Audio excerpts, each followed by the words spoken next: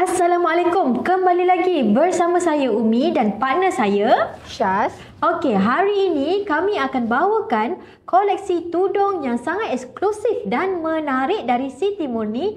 Inilah dia, Juliet.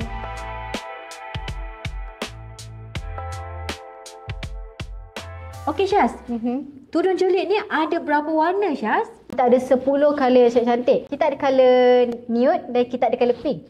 Dan ada lagi banyak lagi color yang cantik-cantik. Okey, satu lagi. Tudung Juliet ni kan bertemakan corak-corak yang floral tau. Memang sangat-sangat cantik. Okey Umi, nak tanyalah. Okey Syaz, apa tu? Tudung Juliet ni kan, dia menggunakan material apa ya? Material yang digunakan untuk tudung Juliet ni adalah material Dubai Chiffon Imported. Okey, seperti yang kita tahu, Dubai Chiffon Imported ni adalah material yang sangat selesa, tak panas, terletak elok bila pakai, mudah dipakai seharian. Okey Umi, Syaz nak tambah boleh tak? Ya, boleh. Apa tu Syaz? Tudung Juliet ni diperbuat daripada Dubai Chiffon Imported kan? Betul. Okey, material ni juga dia sangat flowy tau. Lepas tu tudung ni dia flowy, labuh, sopan je dekat bahagian depan tu tau. Lepas tu kan, kita ada label comel yang kecil je dekat bahagian tepi ni. Wow, menarik tu Syaz.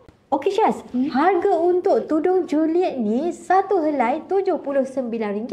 Tetapi jika anda semua ambil 2 helai, harga akan menjadi RM59 sahaja. Tapi Syaz, ada lagi, kalau ambil 5 helai ke atas, akan jadi RM55 sahaja sehelai. Betul tu Umi. Okey, cara untuk awak dapatkan pula adalah awak boleh melayari laman website kita dekat www.sitimurni.my. Dapatkan raja-raja tau, takut terlambat pula.